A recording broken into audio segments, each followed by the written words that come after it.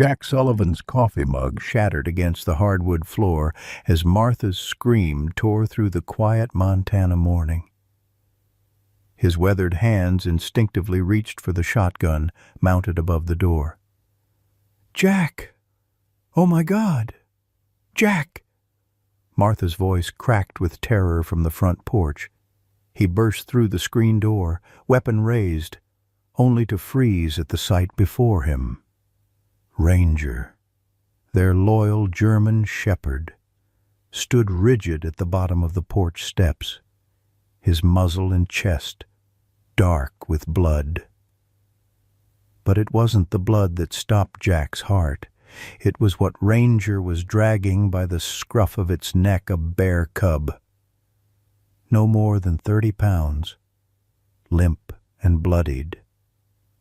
"Don't move," Jack whispered to Martha, who stood trembling against the porch railing, Ranger's eyes locked with Jack's.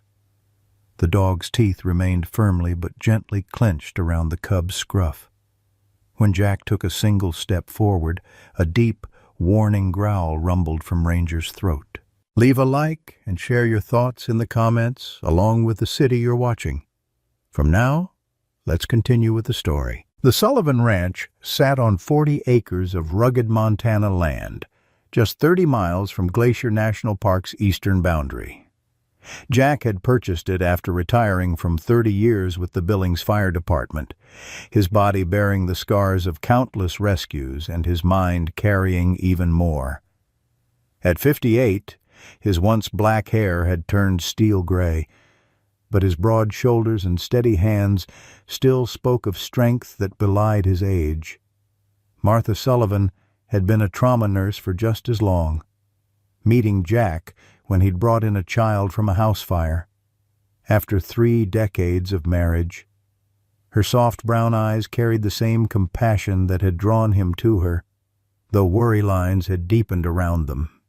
She'd taken to ranch life with surprising ease, tending to her vegetable garden and the small collection of chickens with the same care she'd once shown patients. Their daughter Abigail Abby, to everyone who knew her, had recently returned from a 6-month photography assignment tracking wolves in Yellowstone.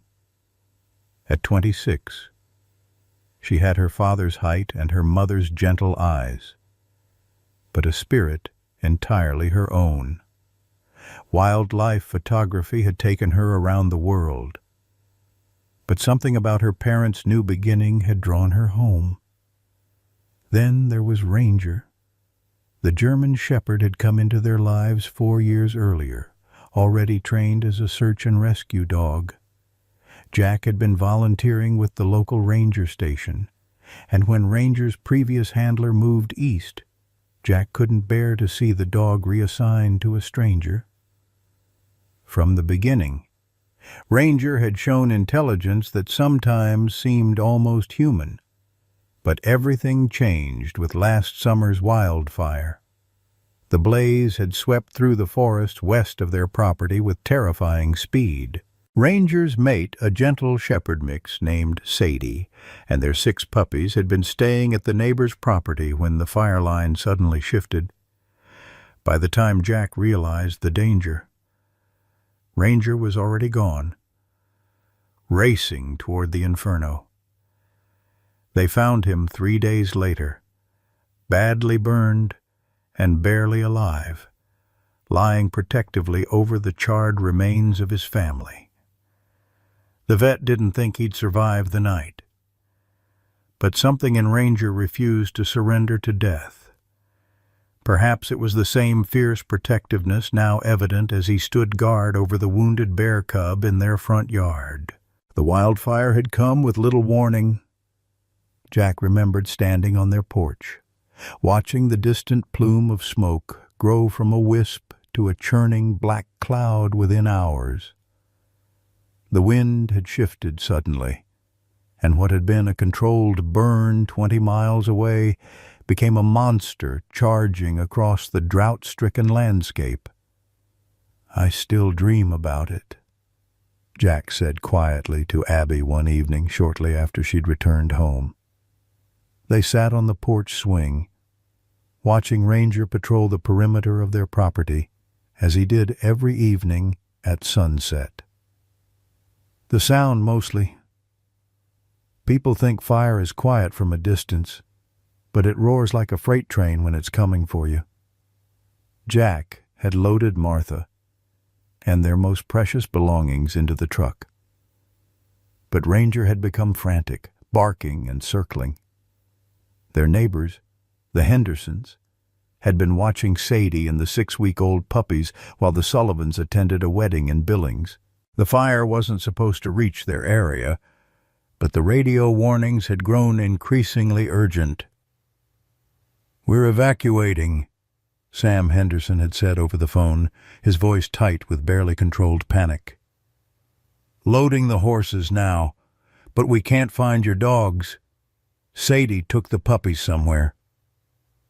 Before Jack could stop him, Ranger had bolted, following some invisible trail toward the Hendersons' property.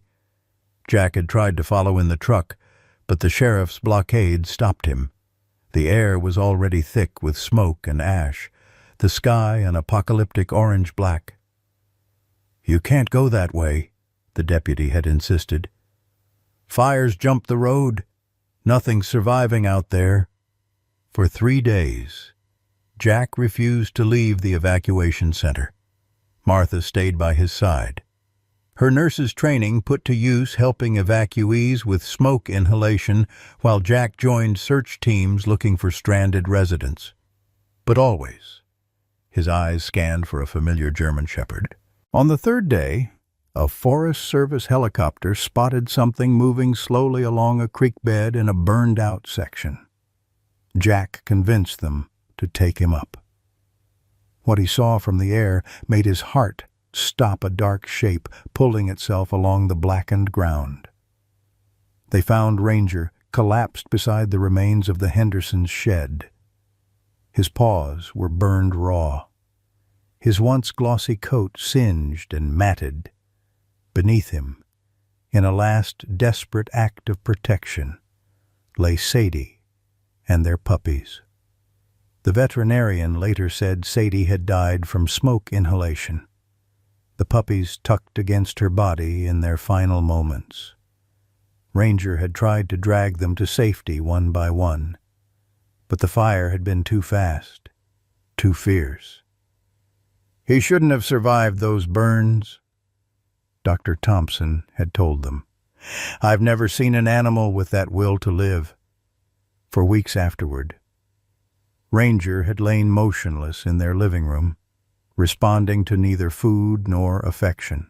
Jack had to carry him outside to relieve himself, and Martha carefully applied salves to his burned paws and side. The physical wounds eventually healed, leaving bare patches in his once perfect coat, but something in Ranger's eyes remained different. The playful spark was replaced by a watchfulness, an intensity that never quite disappeared. "He's looking for them," Abby had said during her brief visit after the fire. "He doesn't understand they're not coming back." Now, as Jack stared at the bear cub bleeding on their property, something clicked into place. Ranger wasn't confused or rabid. He was saving something that, like him, had lost everything. "Martha." "Wait," Jack said, lowering his shotgun. "Look at his eyes." Martha clutched the porch railing, her knuckles white. "Jack, that's a wild bear. Ranger's gone crazy. We need to call animal control before someone gets hurt." But Jack took another cautious step forward. "He's protecting it, Martha." Just like he tried to protect Sadie. Abby emerged from the house behind them, camera hanging from her neck as always. She assessed the situation with the calm observation that made her such a good wildlife photographer. "Dad's right," she said quietly. "Look at how he's holding it by the scruff. Like a puppy. He's not hurting it." Martha shook her head. "It doesn't matter. We can't have a wild bear here. What happens when its mother comes looking?" A soft whimper came from the cub, and Ranger gently lowered it to the ground, nudging it with his nose. The cub was badly injured. A deep gash ran across its shoulder, and one paw was mangled. "I don't think its mother is coming," Abby said, her trained eye taking in the cub's condition. "Look at how thin it is, and those injuries aren't fresh." Jack made a decision. "We need to help them both inside. Martha, call Eleanor Thompson. The vet." Martha stared at him. "Jack Sullivan, have you lost your mind? That's a wild animal. And right now, it's a dying wild animal that our dog has decided to save," Jack replied firmly. "We can figure out the rest later." It took nearly an hour to coax Ranger into allowing them near the cub. Jack spoke in low, even tones, the same voice he'd used approaching trapped victims in burning buildings. Abby set up an impromptu examination area in the barn, laying out clean towels and the first aid kit. Martha, despite her protests, filled basins with warm water and gathered the medical supplies she kept for emergencies, old habits from nursing dying hard. Dr. Eleanor Thompson arrived just as they managed to get the cub settled in the barn. A no-nonsense woman in her 60s who had treated the livestock and pets of 3 counties for 40 years. She took in the scene with a raised eyebrow, but no comment. "Well, Jack Sullivan," she finally said, kneeling beside the unconscious cub. "When you said emergency, I was expecting one of your horses, not a black bear cub." She glanced at Ranger, who lay pressed against the cub's uninjured side.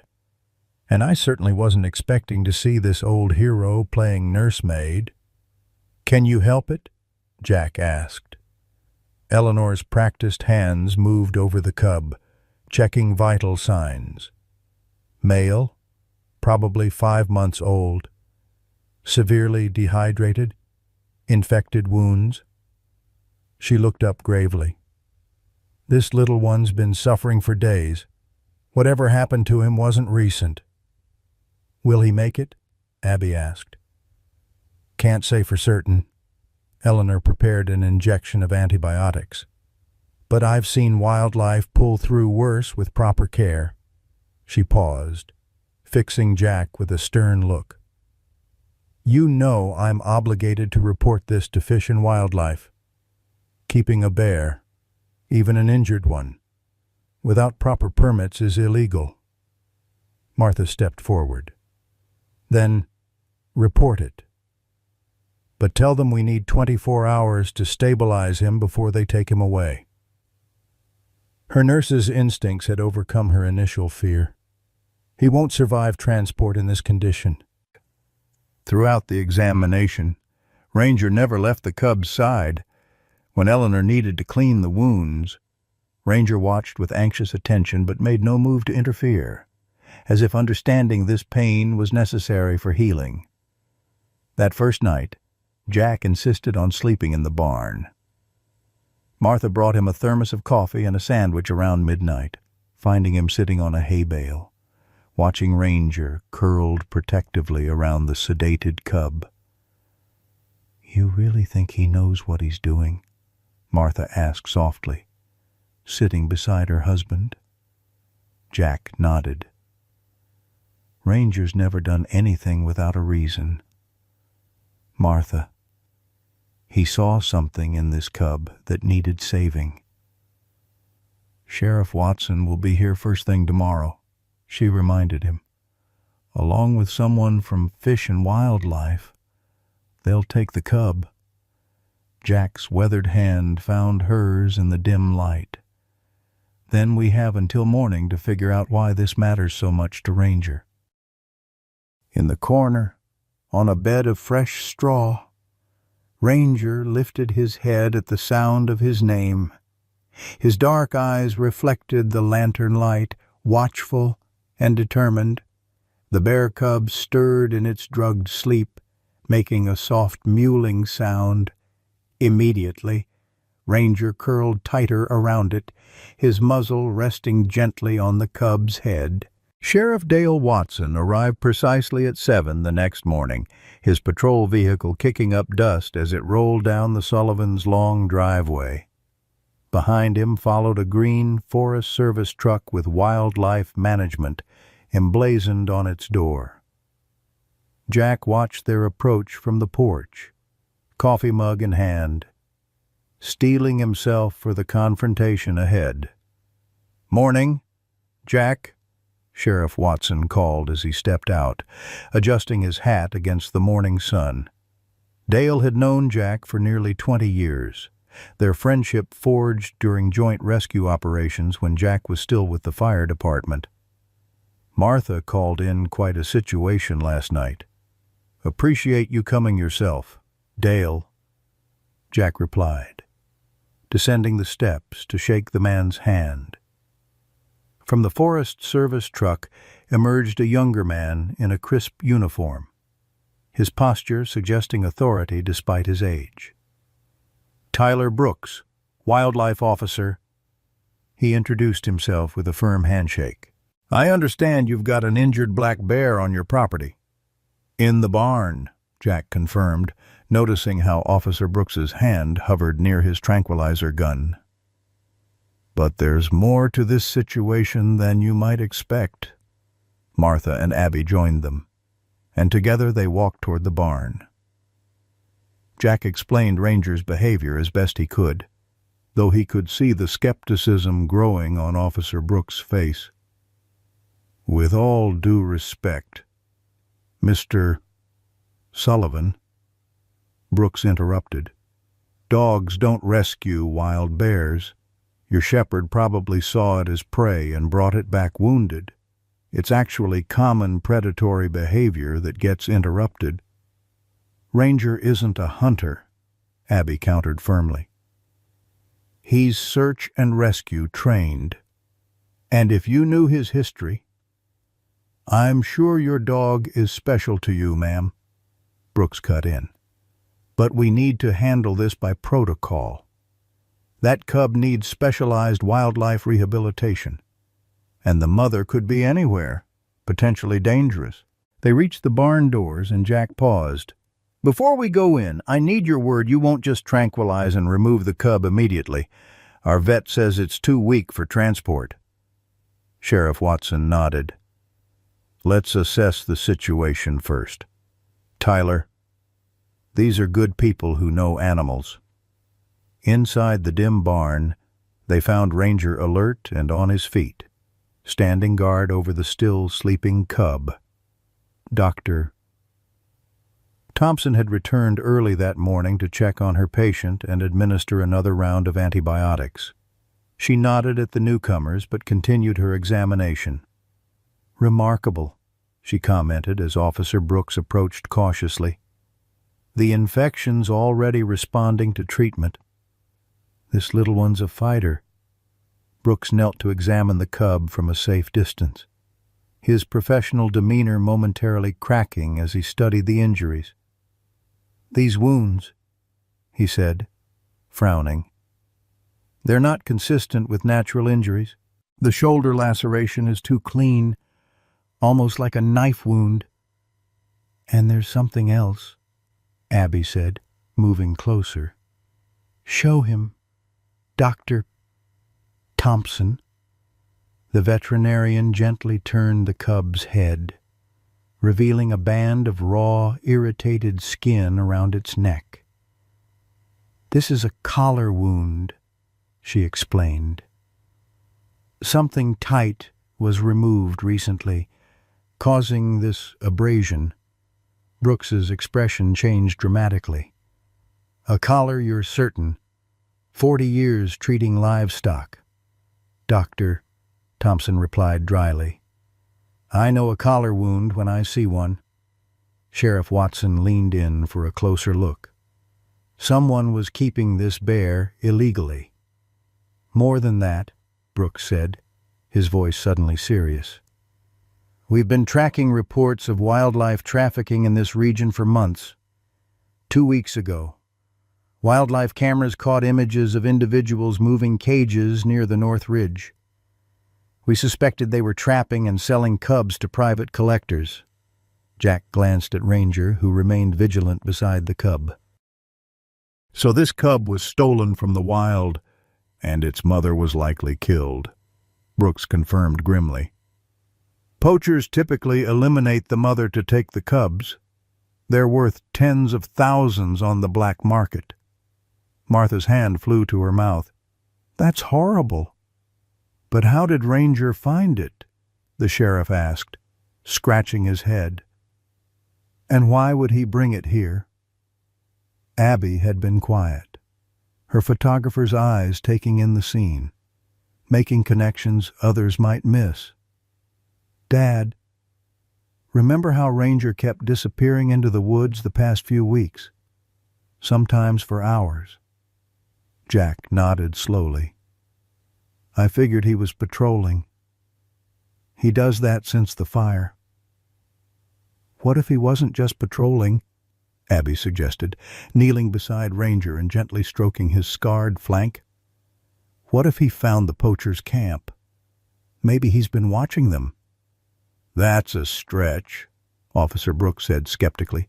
No dog could understand. You don't know Ranger, Jack interrupted. After the fire, he searched for his family for days. He understands loss better than most humans I know. Dr. Thompson finished bandaging the cub's paw and stood up with a groan, her knees protesting. Whatever the case, this cub needs at least a week of care before it can be safely transported to a rehabilitation facility. And based on its condition, I'd say it escaped or was abandoned by whoever had it captive. Officer Brooks ran a hand through his hair, clearly conflicted between protocol and the unusual circumstances. I'll need to call this in to my supervisor. We might want to set up surveillance if there are traffickers operating nearby. So the cub stays? Martha asked, surprising everyone with the hope in her voice. Just yesterday she had wanted nothing to do with a wild bear on her property. Temporarily, Brooks conceded, until it's stable enough to transport. But this isn't a permanent solution. Mrs. Sullivan, wild animals need specialized care. Sheriff Watson clapped a hand on Jack's shoulder. I'll coordinate with state police about the trafficking angle. This could be the break we've been looking for to catch these guys. As the officials stepped outside to make their calls, Abby knelt beside Ranger, examining him with new eyes. You knew exactly what you were doing, didn't you? Boy, she whispered. Ranger's intelligent eyes met hers, and for a moment, Abby felt he was trying to communicate something crucial. She reached for her camera, documenting the wound around the cub's neck and its overall condition. Years of wildlife photography had taught her to notice patterns, and something about this situation felt deliberately orchestrated. When the officials returned, a plan had been formed. Officer Brooks would file a report, but recommend the cub remain under Dr. Thompson's care at the Sullivan Ranch until strong enough for transport. Sheriff Watson would increase patrols in the area in case the traffickers returned looking for their escaped merchandise. Dr. Thompson would visit daily to monitor the cub's health. I've also called Dr. Emma Reynolds, Brooks added. She's our regional wildlife biologist specializing in bear behavior. She'll want to examine the cub and determine the best rehabilitation approach. After everyone departed, the Sullivan family gathered around their kitchen table, the events of the morning settling around them like dust after a storm. So we're keeping a bear cub in our barn, Martha said, shaking her head in disbelief. If you'd told me yesterday this would happen, I'd have said you were crazy. Jack reached for her hand across the table, Just temporarily. But I think there's something important happening here. Martha, Ranger has never steered us wrong. I've been thinking, Abby said, scrolling through the photos on her camera. Those disappearances Ranger's been making into the forest. I'm going to follow his trail tomorrow. See where he's been going. Not alone, Jack said firmly. If there are poachers out there, it's not safe. I'll go with her, Martha volunteered, surprising them both. When they stared at her, she shrugged. What I was raised in these mountains too, you know. And I want to understand what's happening with our dog. Back in the barn, Ranger maintained his vigil. When Jack brought him food, he ate quickly before returning to the cub's side. The little bear had awakened briefly, fearful and disoriented, but something in Ranger's presence seemed to calm it. By evening, the cub had even accepted water from a bowl Ranger nudged toward it. Doctor Thompson returned for an evening check, marveling at the bond forming between predator and prey.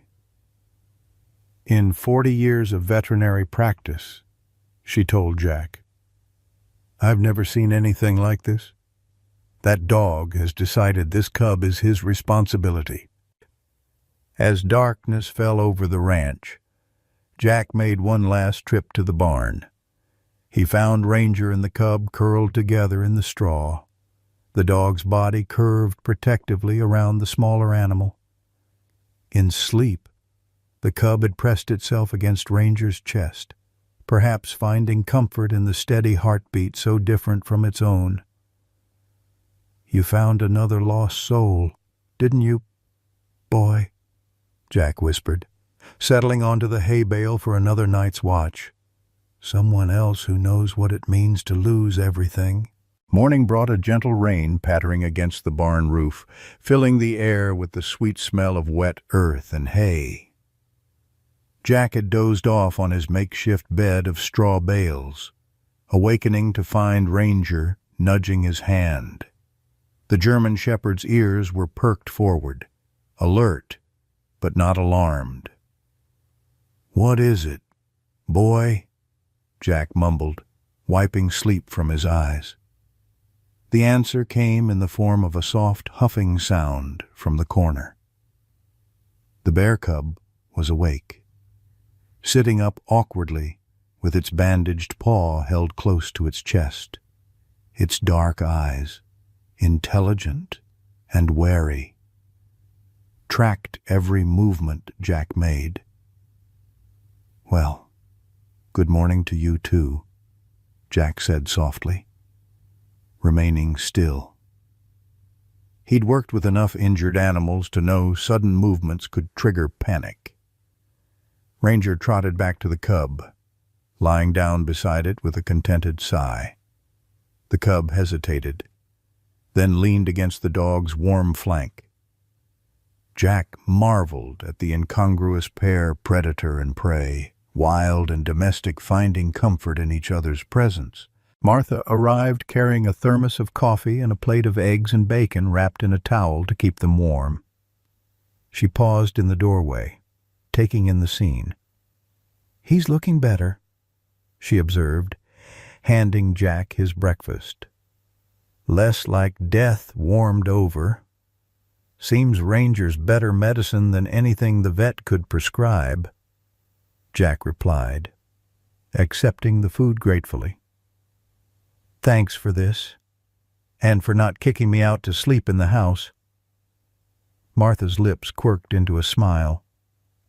"After 40 years of marriage, I know better than to try separating you from a creature that needs help."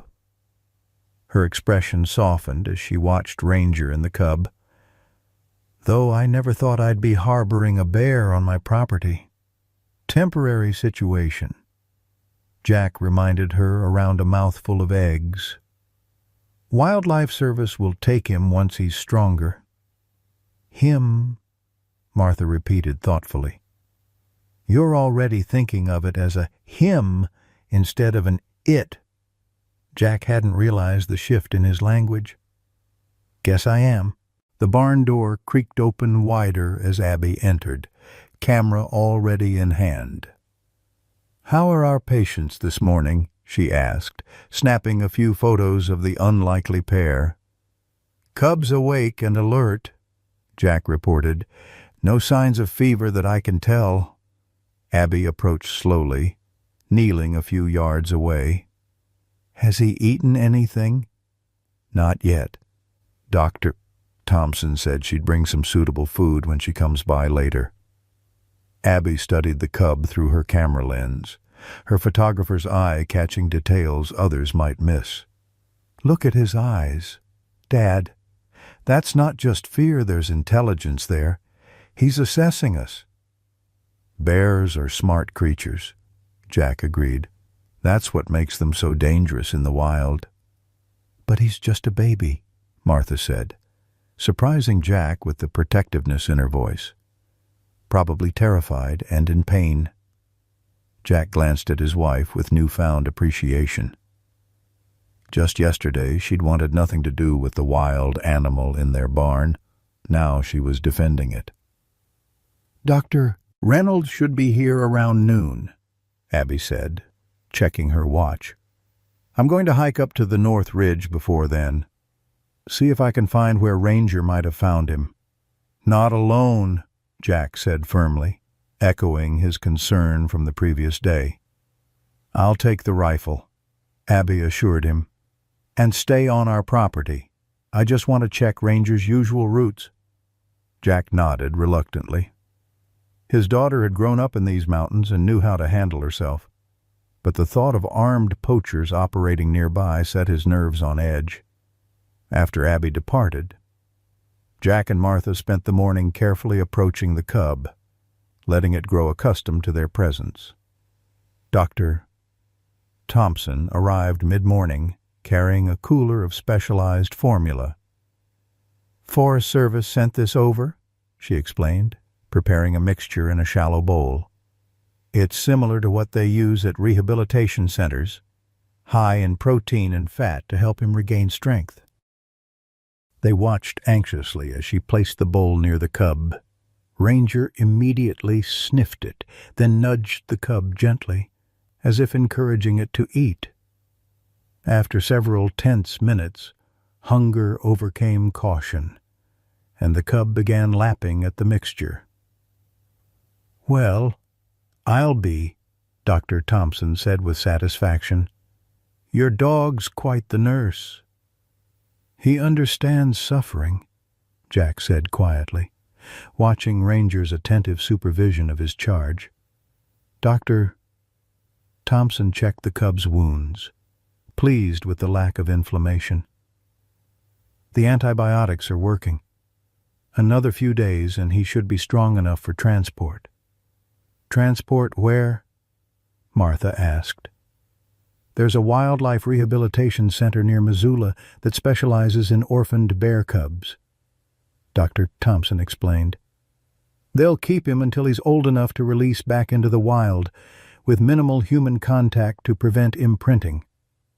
Jack noticed how Martha's expression fell slightly at this news, though she nodded in understanding. Something had shifted in his practical, pragmatic wife since yesterday. The bear cub was working its way into her heart, just as it had with Ranger. Around noon, they heard vehicles approaching. Dr.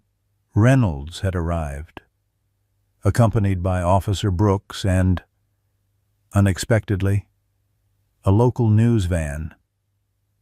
"I tried to stop them," Brooks apologized as they walked toward the barn.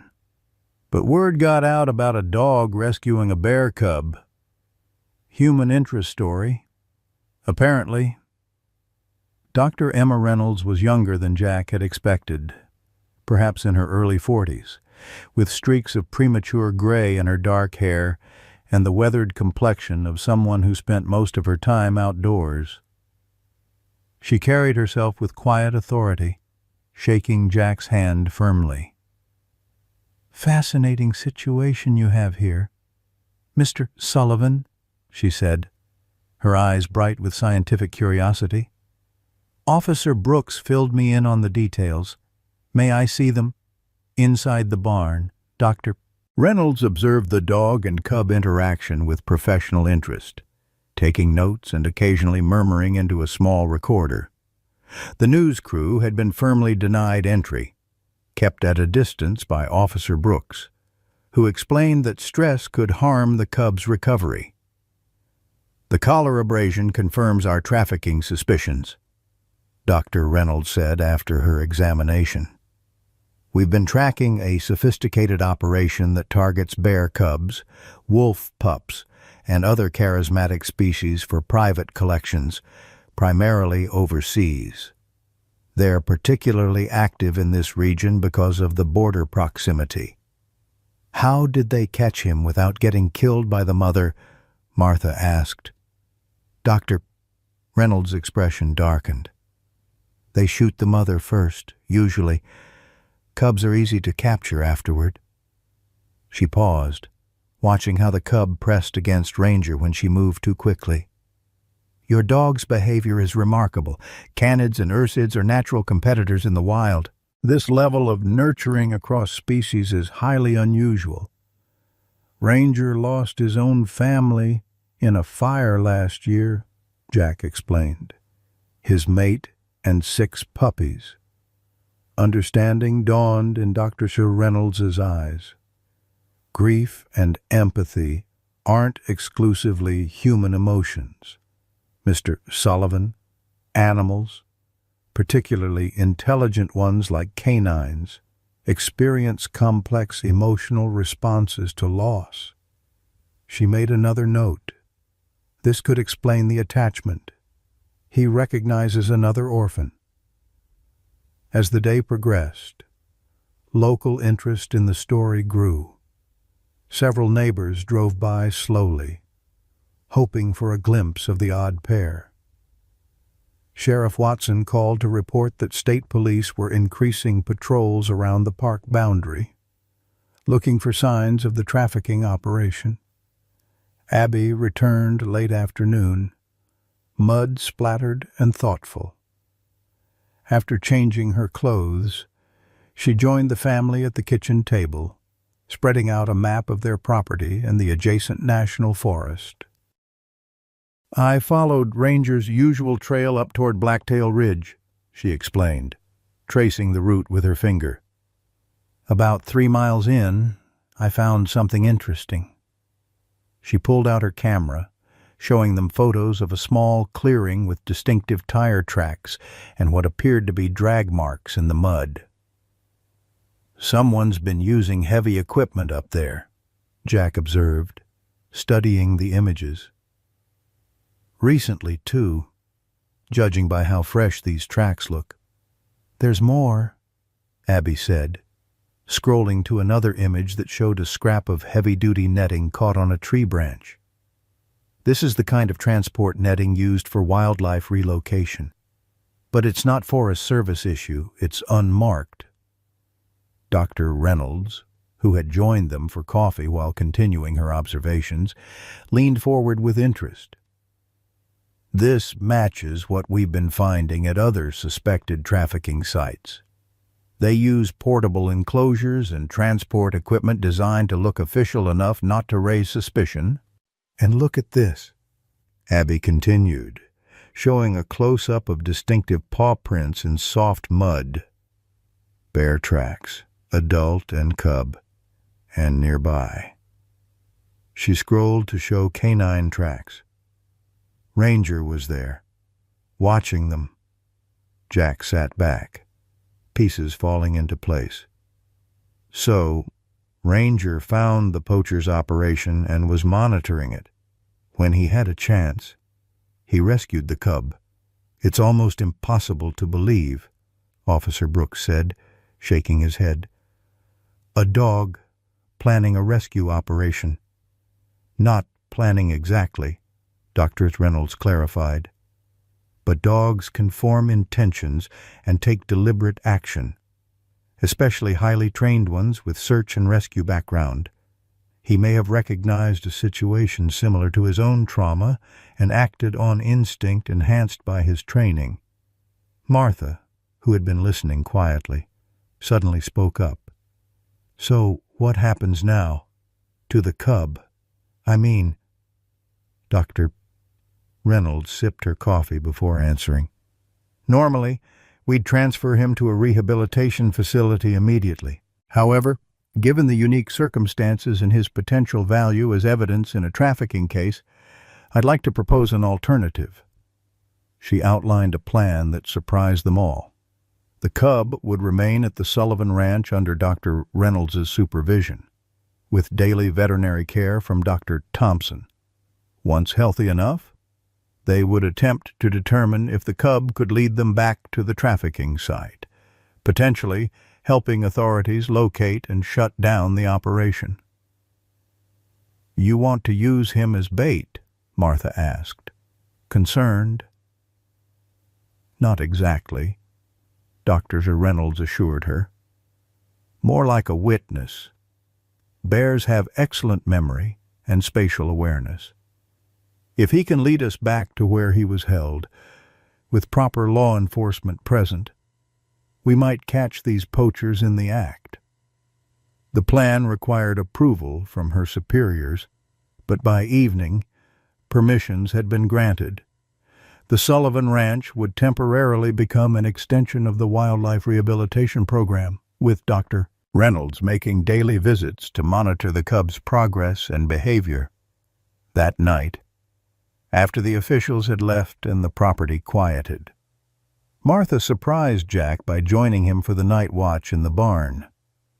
"Thought you hated sleeping anywhere but a proper bed," Jack teased as she arranged a more comfortable sleeping area with blankets and pillows from the house. "I've slept in worse places," she reminded him. During their early years of marriage, Martha had occasionally joined Jack at the firehouse for overnight shifts.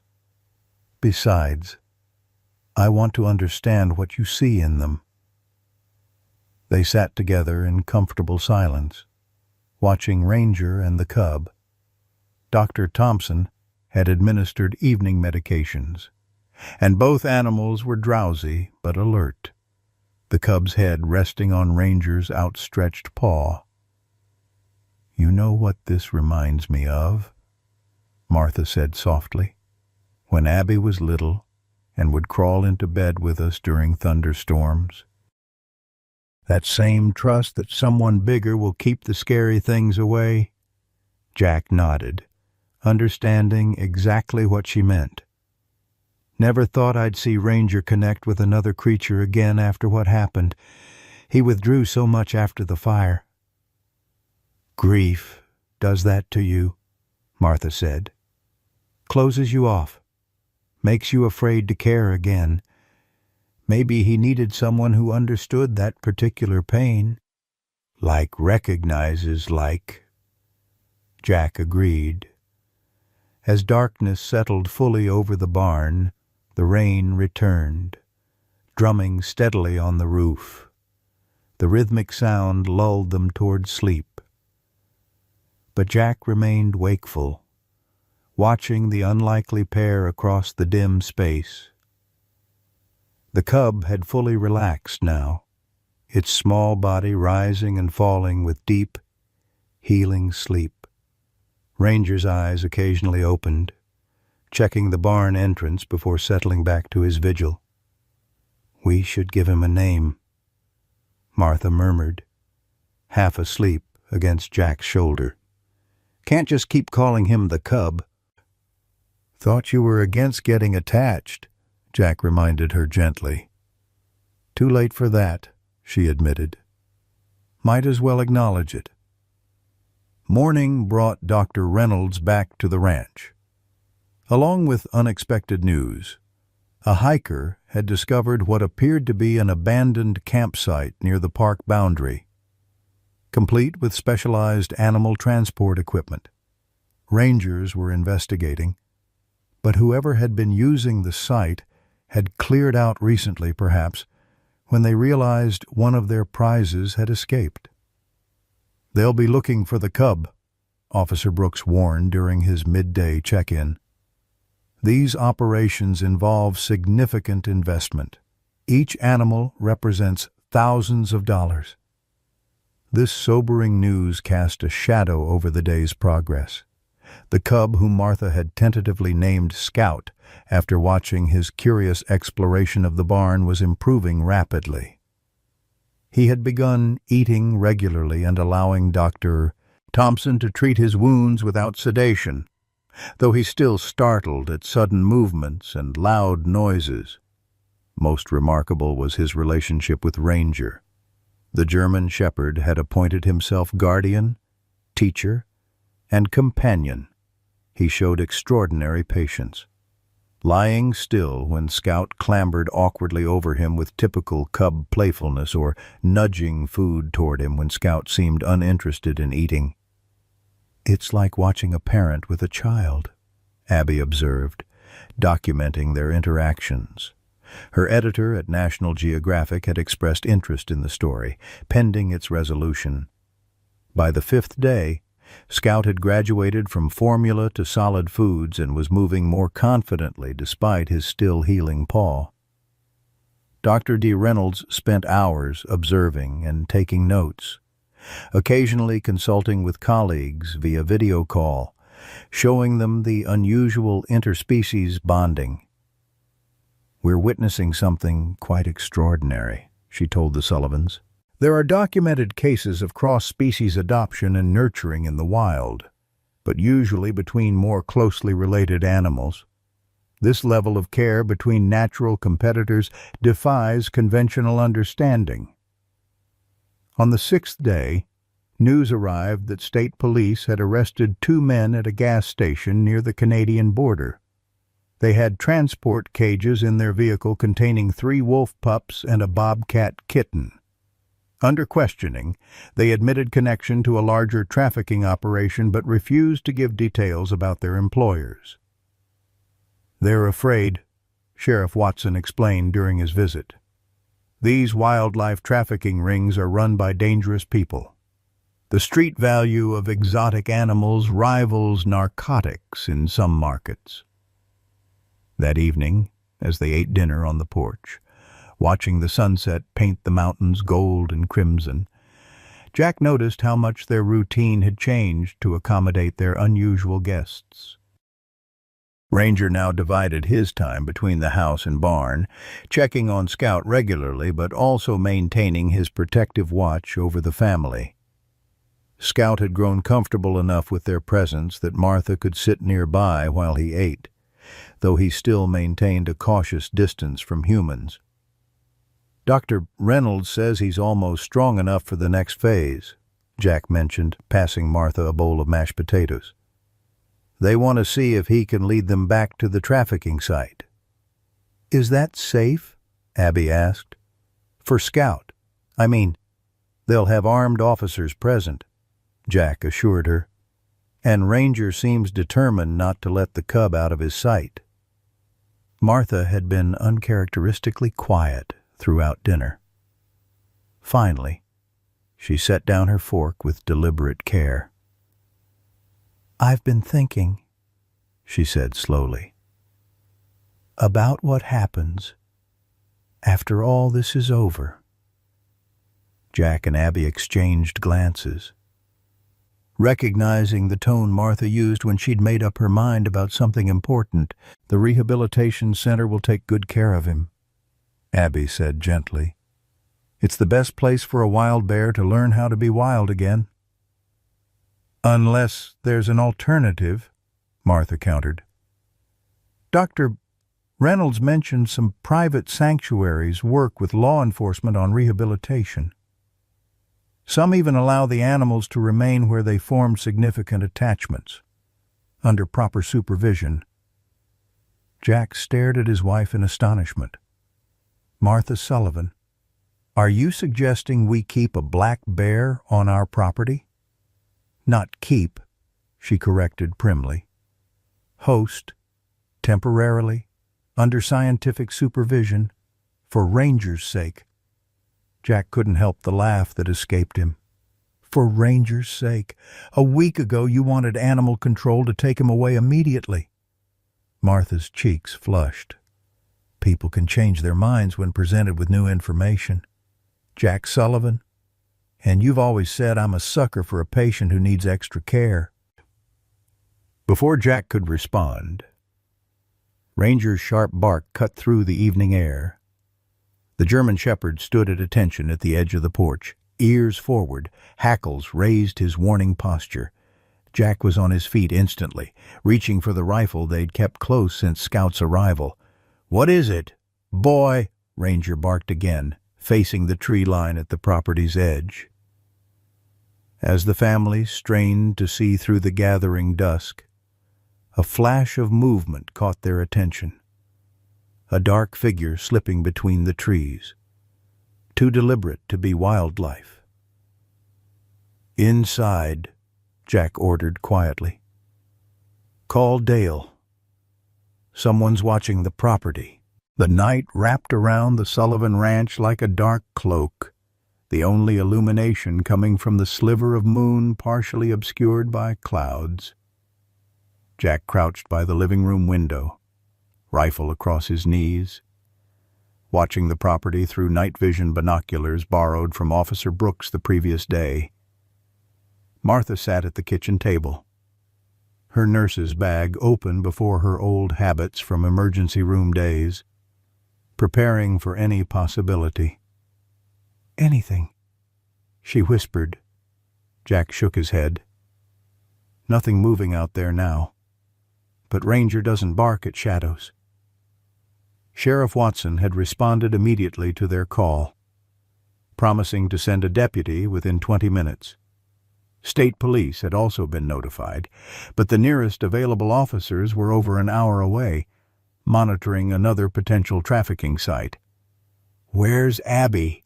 Jack asked, suddenly realizing his daughter wasn't in the house.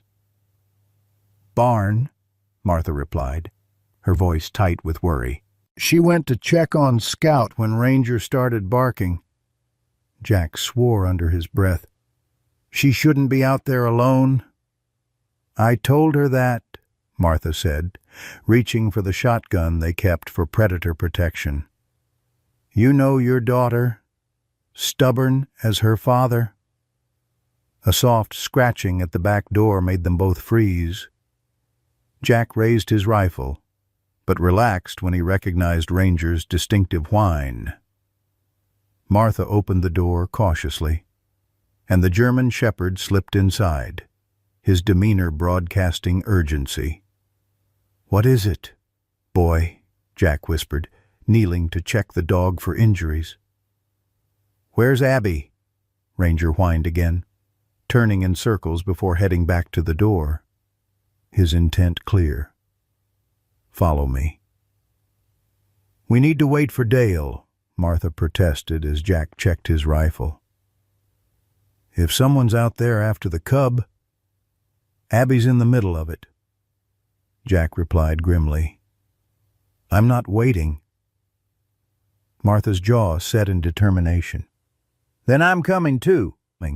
They followed Ranger through the darkness, moving as quietly as their aging joints allowed. The German shepherd led them not toward the barn as expected, but along the tree line that bordered their eastern property. Jack spotted the beam of a flashlight flickering through the trees ahead, moving erratically, as if whoever held it was running. A sharp crack split the night, unmistakably a gunshot, followed by Abby's voice crying out in alarm. Jack broke into a run, caution forgotten. Martha kept pace, the shotgun ready in her hands. They burst through the underbrush into a small clearing to find Abby backed against a tree, her camera clutched to her chest, facing two men in dark clothing. One held a flashlight, the other a revolver, now pointed at Jack. "Drop it, old man," the armed man growled. "Or the girl gets it first." Jack froze, assessing the situation with the calm clarity that had served him through 30 years of emergency response. The men were 30 feet away, partially obscured by shadows, too far for him to rush them before the gun could fire. "Take it easy," Jack said, slowly lowering his rifle to the ground. "Whatever you're after, it's not worth killing over." The man with the flashlight sneered. "That's where you're wrong. That bear cub is worth 50 grand to the right buyer, and you've got something that belongs to our employer." "The cub is evidence in a federal wildlife trafficking investigation," Abby said, her voice remarkably steady despite the gun pointed in her direction. "There are already arrests being made.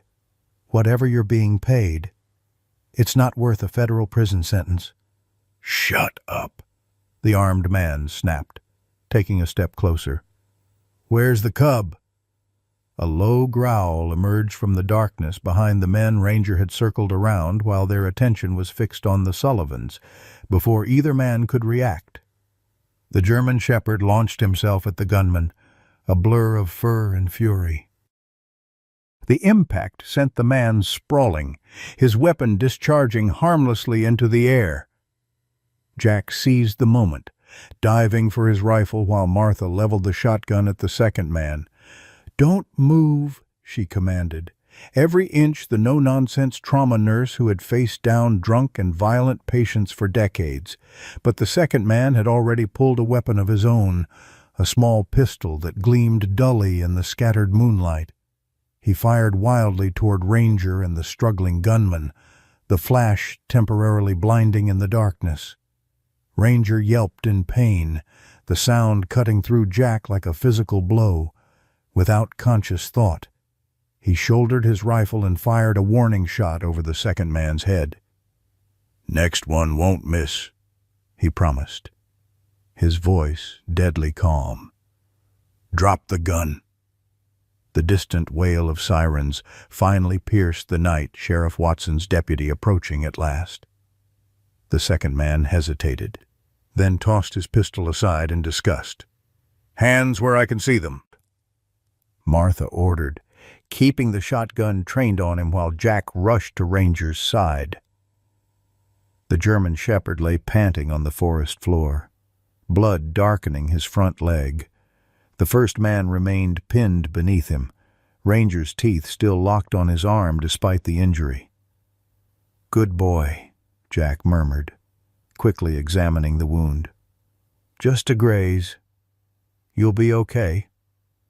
He looked up at Abby, who had already zip-tied the second man's hands with the restraints she carried in her photography vest for securing equipment. "Are you hurt?" She shook her head, face pale in the moonlight. "I was checking motion sensor cameras I'd set up along the property line when I spotted them heading toward the barn. I tried to get photos of their faces, and they saw the flash." The deputy's vehicle skidded to a stop on the access road, flooding the area with headlights. Moments later, Officer Brooks arrived as well, having been alerted by Dr. Reynolds about potential poacher activity in the area. As the authorities secured the scene and called for medical assistance for Ranger and the bitten suspect, Jack pieced together what had happened. The men were hired muscle for the trafficking operation, sent to recover the escaped bear cub after their colleague's arrest near the Canadian border. They had been watching the property for at least a day, planning to take Scout during the night. "Where is Scout now?" Jack asked Abby as a Forest Service medic tended to Ranger's wound. "Still in the barn," she replied. "I locked him in the reinforced stall when I heard Ranger barking." "But Dad—" She hesitated, glancing toward Officer Brooks, who was interviewing the suspects. "These guys weren't working alone. I heard them on a radio before they spotted me. Someone else was coordinating them." Jack's blood ran cold at the implication. If these were just hired hands, the actual operators of the trafficking ring might still be nearby, and they now knew exactly where to find Scout. "We need to move the CUB," he told Officer Brooks when the young man finished his initial questioning. "Tonight. It's not safe here anymore." Brooks nodded grimly. "Already on it. Dr. Reynolds is arranging emergency transport to a secure facility. State police are setting up roadblocks on all access roads to this area." Martha joined them, her face lined with worry. "How's Ranger? Flesh wound?" Jack assured her. "Bullet grazed his shoulder. He'll be sore, but okay." "He saved our lives," Abby said quietly, watching as the medic finished bandaging the shepherd's leg. Ranger sat stoically through the treatment, his eyes never leaving the path back to the barn, as if worried about his charge despite his own injury. "Let's get back to Scout," Jack decided. "I don't like leaving him alone with poachers in the area." They returned to the barn as a convoy of official vehicles began arriving. State police, more wildlife officers, even FBI agents specializing in international trafficking operations. The Sullivan Ranch had suddenly become the center of a major law enforcement operation. Dr. Reynolds met them at the barn door, her expression grave. "Scout's secure, but agitated. He seems to sense the danger." Inside, they found the bear cub pacing the reinforced stall, standing up on his hind legs to peer over the half door whenever someone approached. When Ranger limped in, Scout immediately calmed, dropping to all fours and approaching the partition separating them. Even injured, he's still trying to protect him, Dr. Reynolds observed, watching as Ranger pressed himself against the stall door, allowing Scout to sniff his fur through the gap. "What's the plan?" Jack asked as law enforcement officers set up a perimeter around the property. "We move Scout within the hour," Dr. Reynolds explained. "Special transport vehicle is on its way from Helena. We'll relocate him to a secure rehabilitation facility that works with wildlife trafficking cases." Martha's face fell slightly at this news, though she nodded in understanding. "It's for the best. He'll be safer there." Jack squeezed her hand. "We always knew this was temporary, Martha." As preparations continued around them, Abby downloaded the images from her camera to her laptop, reviewing what she'd captured before being discovered. Among the photos of the poachers were several clear shots of their faces and a partial license plate of a vehicle hidden deeper in the woods. They must have parked off the Forest Service road and hiked in, she told the FBI agent reviewing her evidence. There's a third person they were communicating with, someone they called Doc. Likely the veterinarian who helps them keep the animals alive during transport, the agent replied, examining the images closely. These operations usually employ someone with animal handling experience. Outside, the wind picked up, bringing with it the distant rumble of thunder. A storm was approaching, complicating the already tense situation. Officer Brooks conferred with Sheriff Watson and the state police lieutenant, their expressions growing increasingly concerned as they studied weather radar on a tablet. "What's wrong?" Jack asked, joining them by the patrol cars. "Storm front moving in faster than expected," Sheriff Watson explained. "Heavy rain, possible flash flooding in the low areas. The transport vehicle might not make it through if Miller's Creek rises." Jack knew the danger immediately. Miller's Creek crossed the only road leading to their remote property. During heavy rainfall, it could quickly become impassable, potentially stranding them or worse, preventing law enforcement reinforcements from arriving if needed. "How long until the storm hits?" he asked, studying the darkening horizon where lightning now flickered intermittently. 30 minutes, maybe less," the lieutenant replied. "We're trying to expedite the transport, but realistically, we might be stuck here until morning." The implications hung heavy in the air. If the transport couldn't reach them before the creek flooded, they would be isolated with a valuable black market commodity that dangerous people were actively trying to recover. The poachers they'd captured were just the advance team. The actual operators could be planning their own attempt at any moment. "We need to secure the property," Jack decided, falling back on his firefighter training. "If we're going to be cut off, we need defensible positions and clear sight lines." As if to emphasize the urgency, a brilliant flash of lightning illuminated the entire ranch, followed almost immediately by a deafening crack of thunder. Scout whimpered from inside the barn, a plaintive sound that tugged at Jack's heart despite the tension of the moment. "He's scared of storms," Martha observed as they hurried back inside. "The thunder must sound like gunshots to him." Ranger, despite his injury, had somehow managed to push open the latch on Scout's stall and was now curled protectively around the trembling cub. "Doctor?" Reynolds started to separate them, then stopped, recognizing the calming effect Ranger had on the young bear. "Let them be," she said softly. "Scout trusts him. In this situation, that trust might be our best asset." The first heavy raindrops began to fall as law enforcement established a perimeter around the property. Officers with night vision equipment positioned themselves at strategic points, while others helped the Sullivans secure doors and windows. The transport vehicle was still 40 minutes away, now racing against both the storm and the rising creek waters. Inside the barn, Jack checked his rifle one last time before settling on a hay bale near the door. Martha had insisted on staying with Ranger and Scout, her nursing instincts kicking in as she monitored the dog's wound for signs of bleeding. Abby positioned herself at the small loft window with her camera, using its powerful zoom lens to scan the tree line.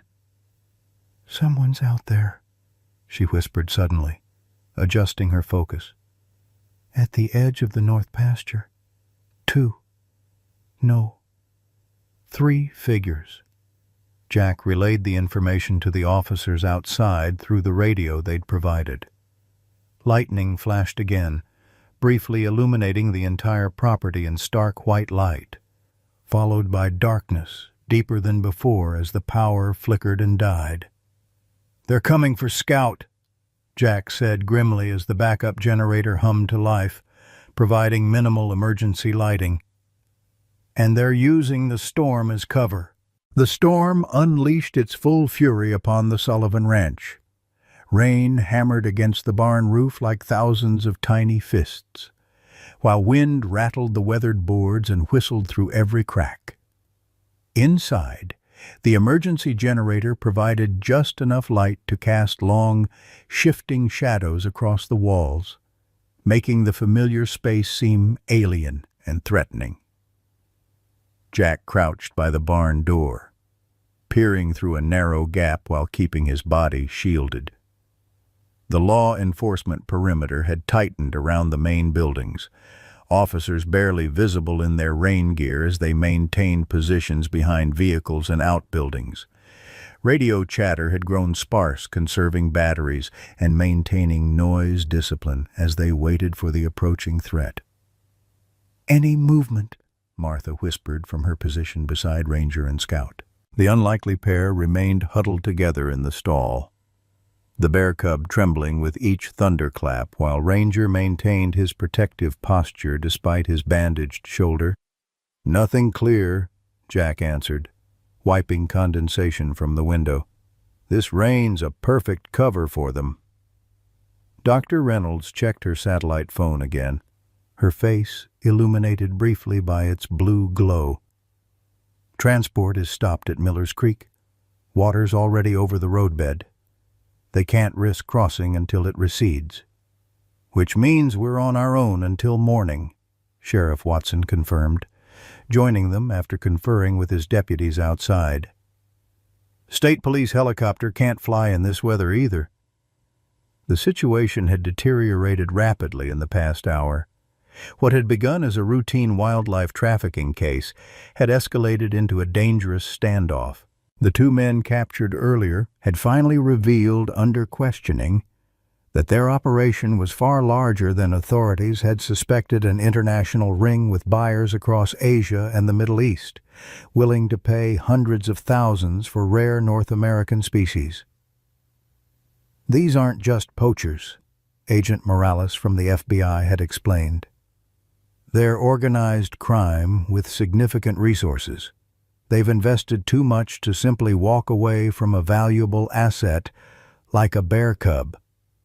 A sharp crack, not thunder, but the distinctive sound of a branch breaking under weight caused everyone in the barn to freeze. Jack raised his hand for silence, straining to hear over the storm. Another sound followed. Closer this time, metal against metal, like a gate latch being carefully manipulated. "North side," he mouthed to Sheriff Watson, who immediately relayed the information through his radio. Outside, flashlight beams cut through the rain as officers adjusted positions, converging on the threat. Abby's urgent whisper came from the loft above. "Dad's southeast corner, too. They're surrounding us." Ranger growled low in his throat, rising stiffly to his feet despite his injury. Scout pressed closer to him, sensing the danger through his protector's behavior. The German shepherd's hackles stood rigid along his spine, his focus locked on the barn's rear door. A sudden, blinding flash illuminated the entire property as a floodlight activated outside, not lightning, but tactical equipment deployed by the state police. Shouts erupted, followed by the sharp reports of gunfire exchanging between officers and unseen assailants. "Everyone down," Sheriff Watson commanded, drawing his service weapon as he moved to secure the barn's main entrance. Martha pulled Scout deeper into the stall, shielding the cub with her body while Dr. Reynolds crouched beside them, medical bag clutched to her chest. Jack and Agent Morales took positions flanking the doors, weapons ready. The rear door of the barn burst open with a splintering crash. Two figures in dark rain gear surged inside, the leader brandishing a tranquilizer gun, while his companion carried what looked like a folding transport cage. They faltered momentarily at the sight of armed resistance, clearly having expected to find the barn more lightly defended. "Federal agents, drop your weapons," Agent Morales shouted, her FBI windbreaker visible in the emergency lighting. Instead of complying, the intruders dove for cover behind stacked hay bales. The one with the tranquilizer fired wildly toward the stall where Scout was hidden, the dart embedding itself in the wooden partition with a solid thunk. Jack returned fire, aiming carefully to avoid hitting the propane tanks stored along the far wall. The lead intruder cursed as splinters from the hay bale showered his position. "We just want the bear," he shouted. "It's not worth dying over." "That's what I've been telling you," Jack called back, ducking as a second dart whistled past his ear. Ranger barked furiously from the stall, the sound changing abruptly to a yelp of pain. Jack risked a glance back to see the dog struggling to stand, one of his legs giving way beneath him, the injury worse than they'd initially thought. Another crash came from the front of the barn as the main doors burst open. Sheriff Watson fired twice before being forced back by return fire. "Two more coming in the front," he shouted. In the chaos that followed, Jack lost track of individual movements. Gunfire exchanged in staccato bursts, punctuated by shouts and the storm's continued assault outside. He was vaguely aware of Martha shielding Scout, of Abby calling directions from her elevated position in the loft, of Ranger's continued growling despite his weakened state. A sudden cry of pain drew Jack's attention to Sheriff Watson, who slumped against the wall clutching his arm. Blood seeped between his fingers, his face contorted in a grimace. "Dale," Martha called, her nurse's instincts overriding fear as she started toward him. "Stay down," Jack ordered, firing again to keep the intruders pinned while Agent Morales worked her way toward the wounded sheriff. Through the open doors, Jack could see more officers converging on the barn, but they were being held at bay by at least 2 more attackers positioned outside. They were surrounded, outgunned, with a wounded officer and civilian family members trapped in the crossfire. "We can negotiate," called a new voice, calm, authoritative, with a slight accent Jack couldn't place. "No one else needs to be hurt. Just give us the bear." And we disappear.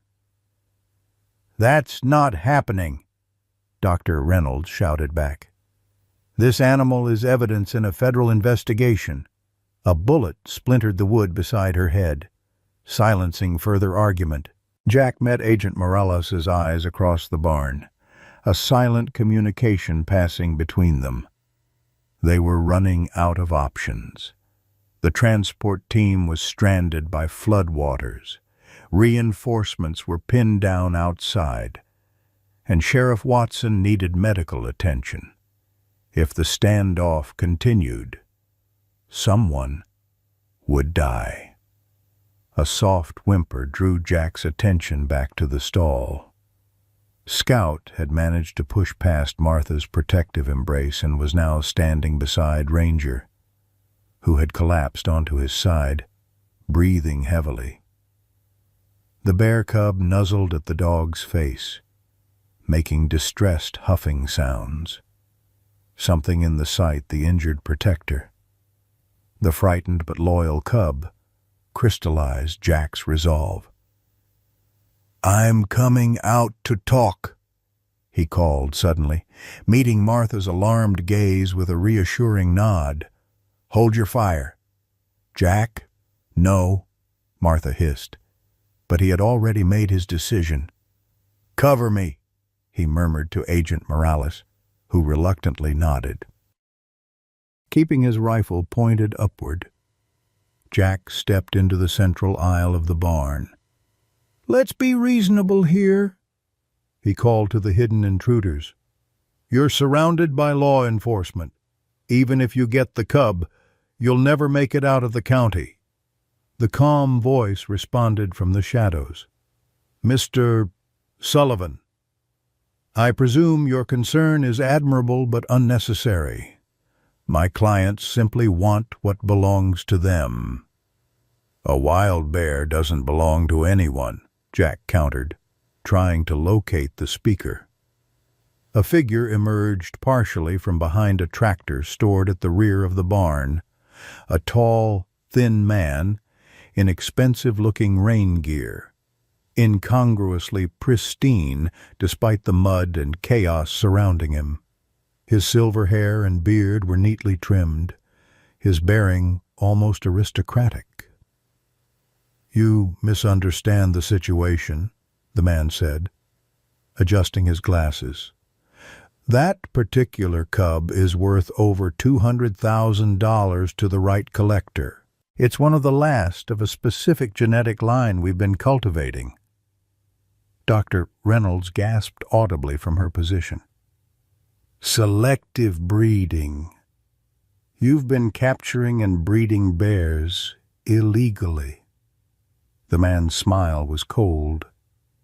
"The market demands exclusivity. Doctor, now, I suggest you all cooperate before this unfortunate situation escalates further." As if to emphasize his point, a shot rang out from outside, followed by a cry of pain from one of the officers.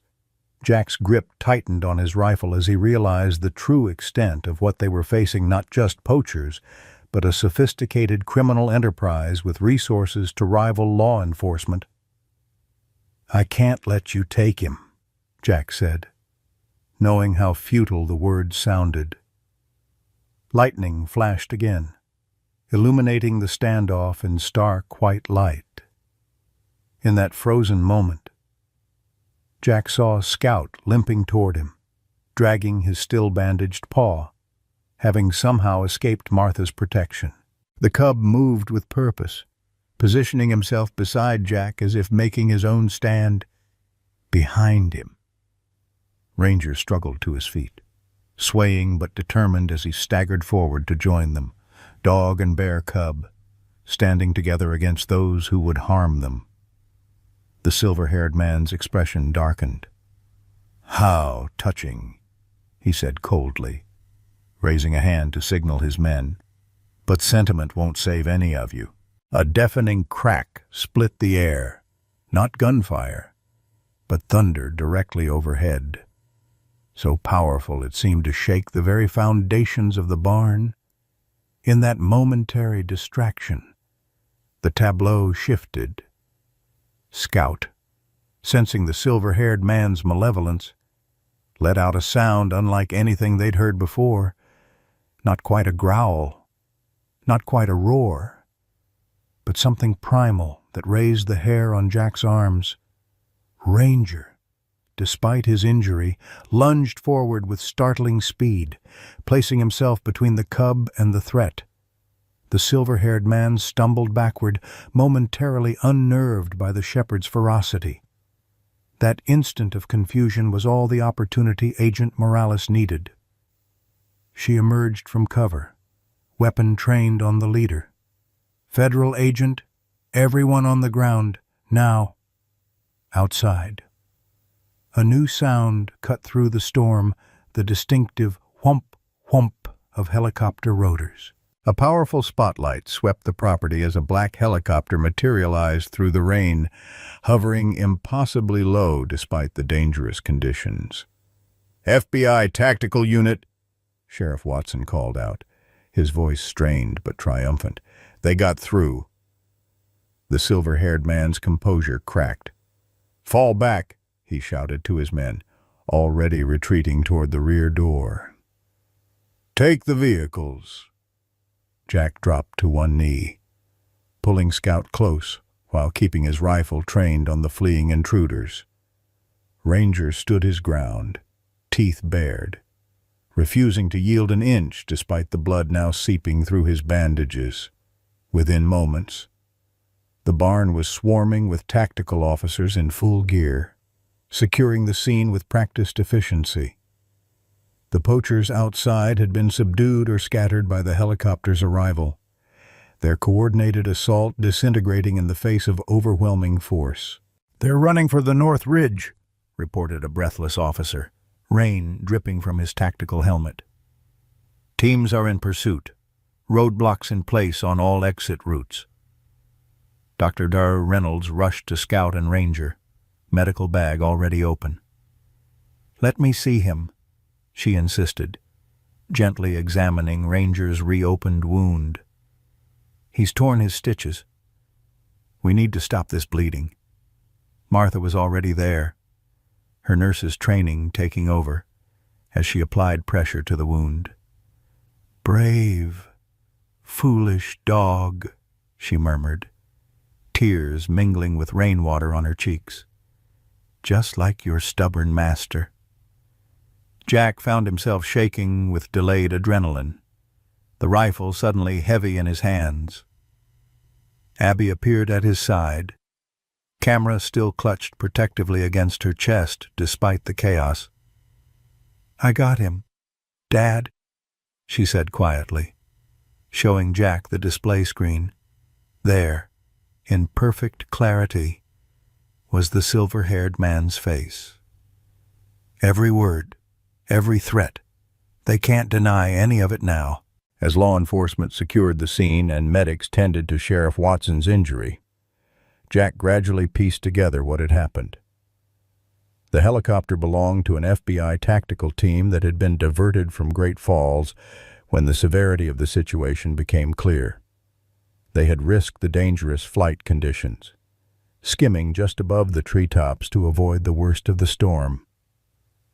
"Miller's Creek was impassable," explained the tactical team leader, a compact woman with captain's bars on her collar.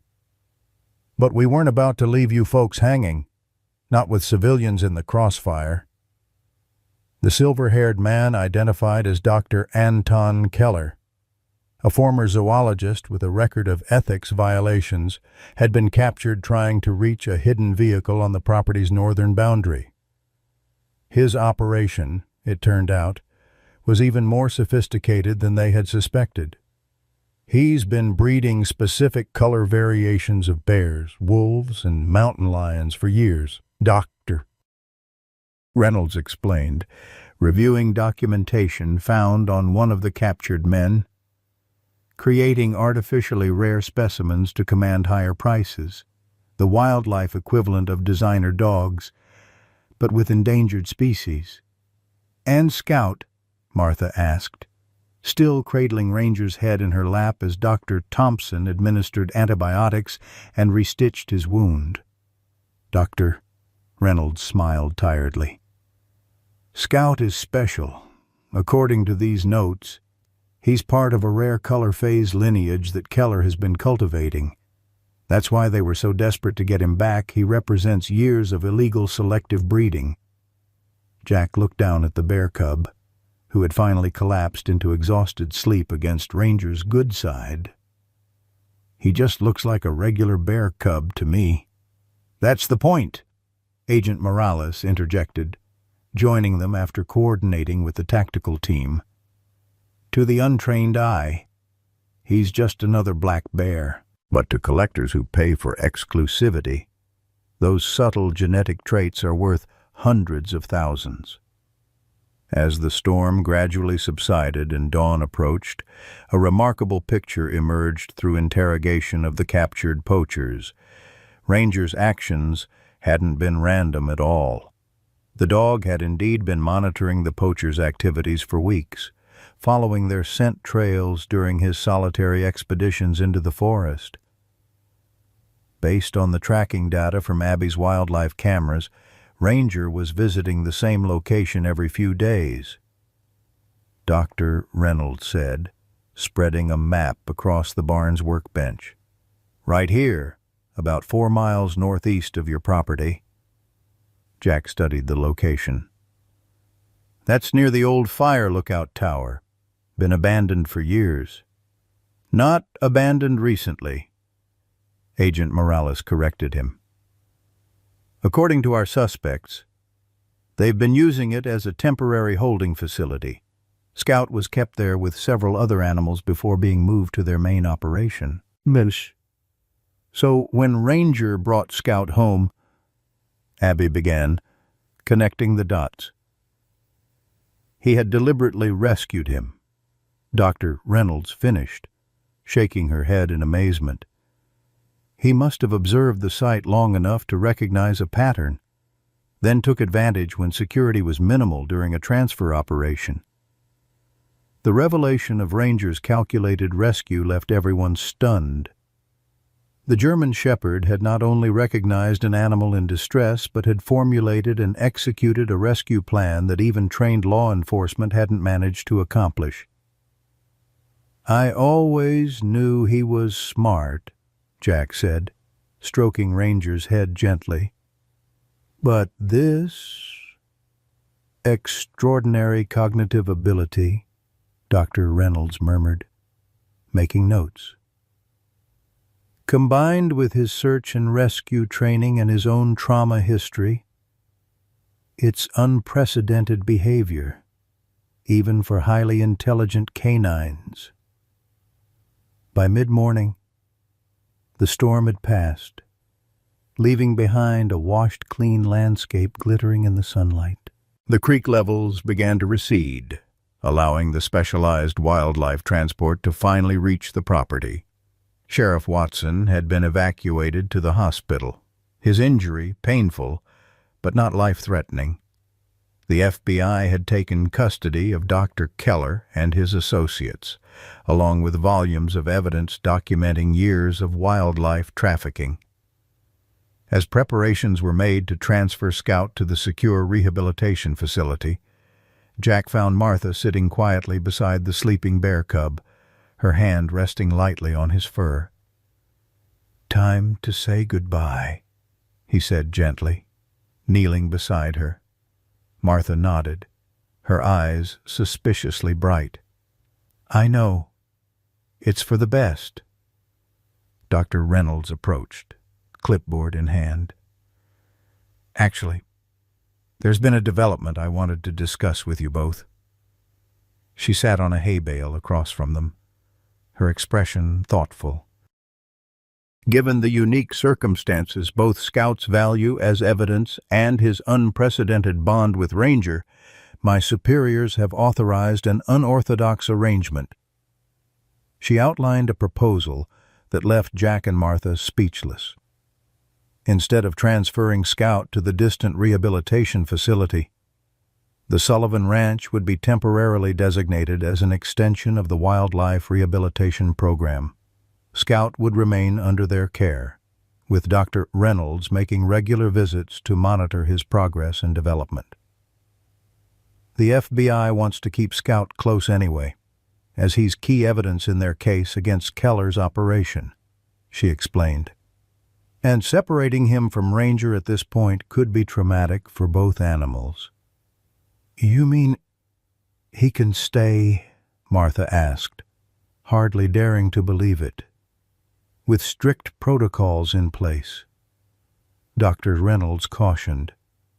"He's still a wild animal, and eventually he'll need to be prepared for release back into the wild. But yes, for now, he can stay." The news transformed the somber mood of the morning, as wildlife officers constructed a more appropriate enclosure attached to the barn, spacious, secure.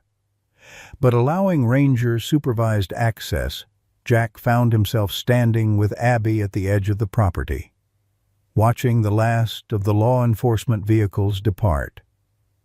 "Did you ever think we'd end up harboring a bear cub?" he asked his daughter.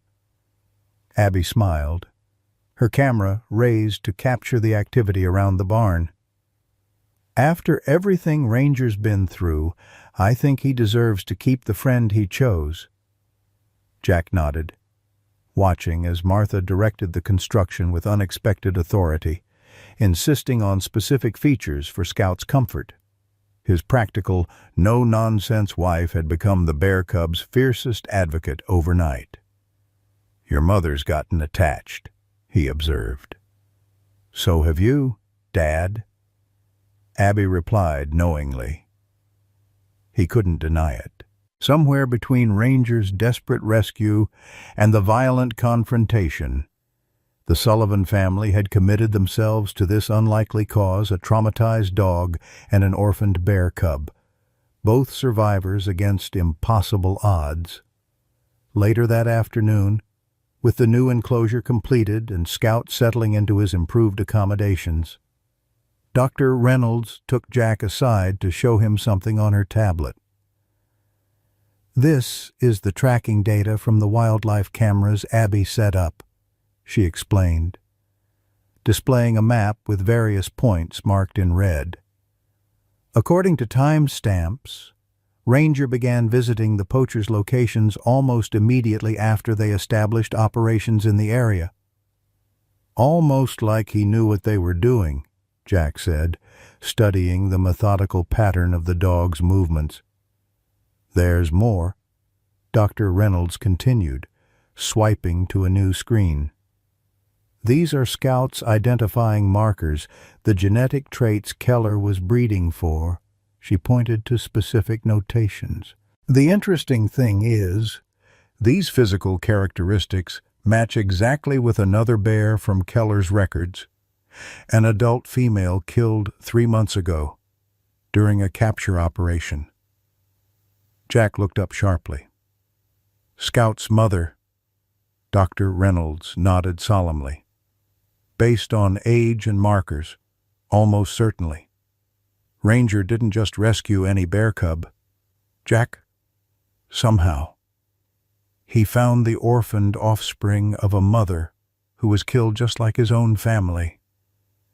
Jack stared through the barn door, where Ranger lay sleeping peacefully beside Scout's enclosure, the bear cub as close to him as the barrier allowed. Two orphans, separated by species but united by loss, finding in each other something both had thought gone forever: family. Like recognizes like, Jack murmured, remembering Martha's words from days earlier. He knew exactly what he was doing all along. 1 year later, autumn painted the Montana landscape in fiery hues of gold and crimson. Jack Sullivan stood on his porch, steaming coffee mug in hand, watching the morning sun illuminate the specially constructed habitat that now occupied nearly an acre of their property. Inside the enclosure, a not-so-small anymore black bear was industriously dismantling a hollow log filled with hidden treats, his movements confident and purposeful. "He's getting big," Martha observed, joining her husband with her own cup of coffee. "Dr. Reynolds says he's right on track for his age." Jack nodded, a smile crinkling the corners of his eyes. 200 pounds now.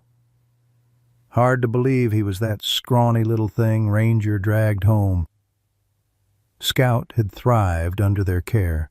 The frightened, injured cub had grown into a healthy juvenile bear, his coat glossy black with the distinctive chest marking that marked his genetic lineage. The special permit allowing the Sullivans to host him had been extended twice, as Scout had become a central figure in the federal case against Dr. Keller's trafficking operation. "Where is Ranger this morning?" Martha asked, scanning the property, as if summoned by his name. The German shepherd appeared from around the barn, trotting with the slight limp that remained from his injury. Despite the veterinarian's concern that he might never regain full mobility in that leg, Ranger had adapted to his limitation with characteristic determination. Now 7 years old, silver, beginning to frost his muzzle, he carried himself with the quiet dignity of a warrior who had seen battle and survived. Ranger approached the habitat fence, sitting attentively as Scout abandoned his log to lumber over.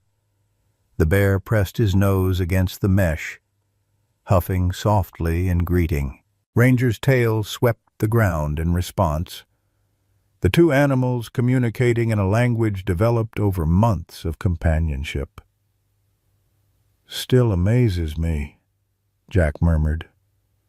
"A dog and a bear, best friends." "Not just any dog," Martha corrected him. "Our hero." The case against Dr. Keller and his international trafficking ring had made headlines across the country. 17 people in 3 countries had been arrested, and over 30 illegally captured animals recovered. Scout had become something of a celebrity, his unusual story catching public attention and raising awareness about wildlife trafficking. Abby's photographs, published in National Geographic alongside her article about Ranger's remarkable rescue, had won her a prestigious award and launched her career to new heights. The Sullivan Ranch had adapted to its new role as a temporary wildlife rehabilitation site. Dr. Reynolds visited weekly, monitoring Scout's development and ensuring he maintained appropriate wild behaviors despite his unusual upbringing. The goal remained clear: eventual release back into the wild. When Scout reached maturity and the legal proceedings concluded, "Mail's here," Martha said, spotting the postal truck coming up their long driveway. "Probably more fan mail for Ranger and Scout." Jack chuckled. The story of the heroic dog and rescued bear had touched hearts nationwide, generating a steady stream of letters, drawings from children, and even small donations toward Scout's care. Sheriff Watson, fully recovered from his injury, joked that Ranger and Scout received more mail than the entire county government. Martha returned with a stack of envelopes and a large manila package. "Special delivery," she announced, examining the package's label. "From the U.S. Attorney's Office." Inside was a formal letter and a framed certificate. Jack read the letter aloud, his voice growing husky with emotion. "Dear Mr. and Mrs. Sullivan, we are pleased to inform you that the final defendant in United States v. Keller et al. Has accepted a plea agreement, bringing this landmark wildlife trafficking case to a successful conclusion. The evidence provided through your family's extraordinary efforts was instrumental in securing these convictions." Martha squeezed his arm as he continued. "In recognition of Ranger's unprecedented actions that initiated this investigation, the Department of Justice and U.S. Fish and Wildlife Service have created a special commendation, enclosed herewith. Additionally, we are pleased to inform you that funds seized from the criminal enterprise will be allocated to establish the Ranger Sullivan Wildlife Protection Fund, supporting anti-trafficking efforts nationwide." "They named a fund after our dog," Martha whispered, tears welling in her eyes as Jack showed her the certificate with Ranger's name emblazoned across it in official government calligraphy. "He deserves it," Jack said simply. "More than most humans I know." The conclusion of the case brought a bittersweet reality into focus, with the legal proceedings complete. The time was approaching when Scout would need to transition to a more traditional rehabilitation facility to prepare him for eventual release. Dr. Reynolds had identified a remote sanctuary in northern Montana where Scout could gradually be introduced to a more natural environment while minimizing human contact. That evening, as dusk settled over the ranch, the Sullivan family gathered on their expanded porch overlooking Scout's habitat. Abby had flown in from her latest assignment in Alaska, and even Sheriff Watson had joined them, bringing his famous apple pie as a contribution to the impromptu reunion. "So it's decided, then?" Abby asked, watching Scout forage in his enclosure while Ranger observed from his customary spot nearby. "Scout leaves next month." Jack nodded, his weathered hand finding Martha's. "Dr. Reynolds says it's time. He needs to be with other bears before winter if he's going to learn the skills he'll need in the wild." "I'm going to miss that troublemaker," Sheriff Watson said, shaking his head with a fond smile. "Never thought I'd say that about a bear." "He'll have a good life," Martha said softly. "That's what matters. Because of Ranger, he has a chance at the life he was meant to have." They fell silent, watching as Scout stood on his hind legs, pressing a paw against the mesh that separated him from Ranger. The German shepherd rose, approaching the barrier and gently placing his muzzle against Scout's paw. Something passed between them, an understanding, a connection that transcended their natural differences. "You know what this reminds me of?"